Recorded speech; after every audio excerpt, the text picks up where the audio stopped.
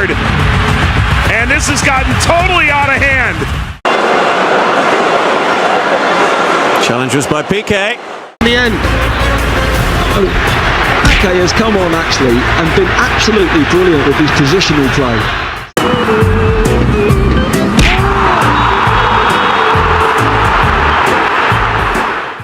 Into the advertising hoardings, it kicks off a little bit. Thought he got a heel on it, and then he got a bit on Sterling. 48 teams, 3 host nations, the most bloated, most expensive, most hyped World Cup in history. And still, some of the most recognizable names in football are sitting this one out. Not fringe nations, not minnows. We're talking former world champions, golden generations, and players who should be on the biggest stage in the sport. So what went wrong? And which of these stories is the most brutal? Stay with me, because the last one might actually surprise you. Let's start in South America, with a team that still hasn't come to terms with what it is now versus what it used to be. Chile. 2 Copa America titles, back-to-back, 2015 and 2016. That generation, Vidal, Alexis, Medel, Bravo, was genuinely special. They played some of the most high-energy football South America had produced in a generation. And then it ended. Not with a bang, but with a slow fade that nobody seemed to notice until it was too late. For 2026 qualifying, Chile finished dead last in CONMEBOL. 10 teams. 6 automatic spots. Chile couldn't even land in the top 6. This is their 3rd straight World Cup absence, something they hadn't experienced since the stretch between 1986 and 1994. The talent dried up, the system never rebuilt, and now there's a generation of Chilean kids who've never seen their national team at a World Cup. That's the real damage.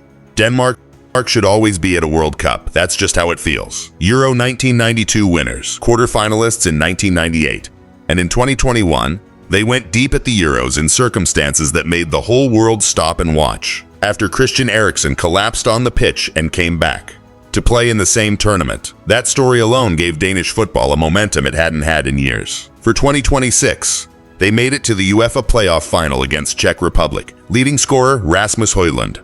Midfielder with maybe the most emotional connection to this tournament, Eriksen himself. They drew 2-2. It went to penalties. Højlund hit the crossbar, 3 Danes missed, only Eriksen scored. Czech Republic went through 3-1 on spot kicks. Think about that image for a second. Eriksen, the man who technically died on a football pitch and came back, scored his penalty. It just wasn't enough. Nigeria had no business missing this World Cup on paper. Victor Osimhen, Demola Lookman, 2024 African Footballer of the Year. A squad full of Premier League and Serie A regulars. The talent was there, but qualifying was a disaster. Too many draws.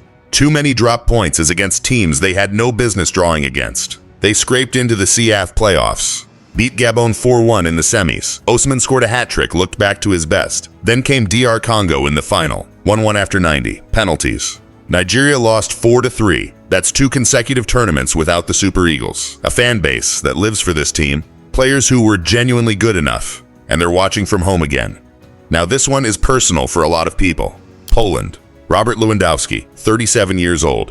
One of the most complete strikers the game has ever seen. For years, the conversation was whether he'd ever get to lift a major trophy, whether his talent would ever be matched by the team around him.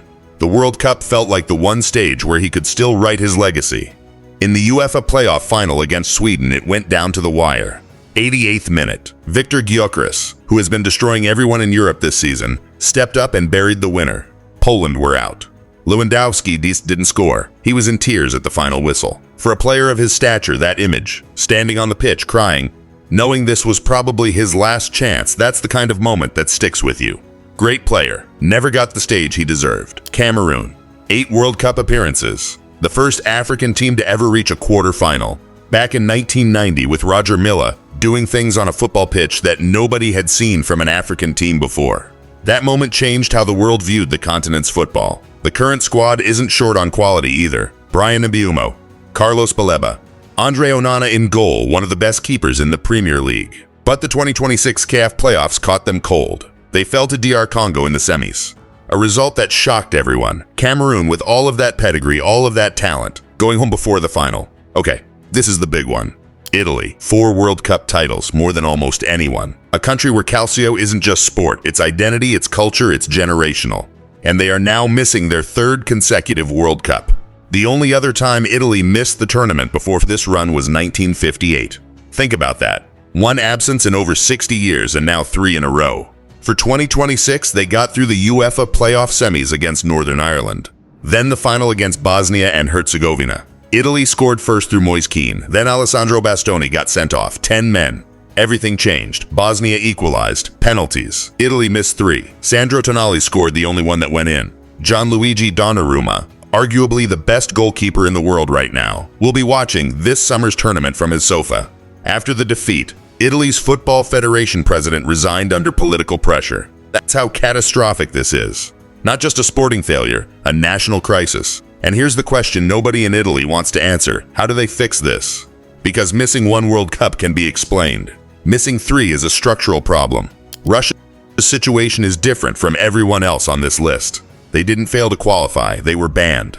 After the invasion of Ukraine in 2022, FIFA and UEFA suspended the Russian national team from all international competition. Before the ban, Russia had hosted the 2018 World Cup and gone on a genuine run to the quarterfinals on home soil.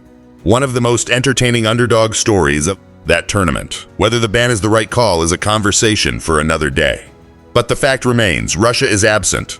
Not because they couldn't qualify, but because of decisions made far outside of football. Hungary haven't been to a World Cup since 1986, but this cycle felt different. Dominik Szoboszlai at Liverpool, genuinely one of the most dynamic central midfielders in the Premier League. A squad with real depth, real belief. They just needed to beat the Republic of Ireland in their final group game. They were 2-1 up. The job was almost done. Then Troy Parrott scored twice in the final 10 minutes. Ireland won. Hungary finished 3rd out of playoff contention. Szoboszlai, who has never played at a World Cup, misses out again. Some players just never get there. He might be one of them. Serbia have the talent. Nobody debates that. Vlahovic, Mitrovic, Kostic on paper, a squad that should be dangerous at any tournament. But the campaign was painful to watch. 9 goals in 8 qualifiers, inconsistent performances, dropped points against teams they had to beat. They finished 3rd in their group, 1 point behind Albania. A nation Serbia never imagined would be ahead of them in qualifying. They didn't even make the playoffs. That gap between potential and results is one of the most frustrating things in football. Serbia keeps showing you the ceiling and refusing to reach it. And finally, Wales 2022 was the story. First World Cup since 1958. Gareth Bale, playing on pure adrenaline and national pride, dragging a nation onto the world stage. It was beautiful. Then Bale retired. Aaron Ramsey too. 2 legends gone at once. For 2026, Wales faced Bosnia in the playoff semis. Daniel James put them ahead with a stunning strike in the second half. They looked through. Then the 86th minute, Edin Dzeko, 40 years old, headed in the equalizer. Extra time. Nothing. Penalties. Bosnia went through 4-2. Wales had the talent. Harry Wilson, Daniel James, Brennan Johnson. But some squads are built around one player's gravitational pull. When that player leaves, everything shifts. Bale wasn't just a footballer for Wales. He was the reason the whole thing made sense. 48 spots. And still, Italy, Poland, Denmark, Nigeria, Chile, Cameroon, Wales all on the outside looking in. The World Cup expanded to give more nations a chance. And some of the most storied footballing countries in the world still couldn't make it through. That tells you something about how much the game has leveled up everywhere else. The question now, especially for Italy and Poland, is whether 2030 is genuinely a reset or whether we're watching the beginning of a much longer decline. Worth keeping an eye on.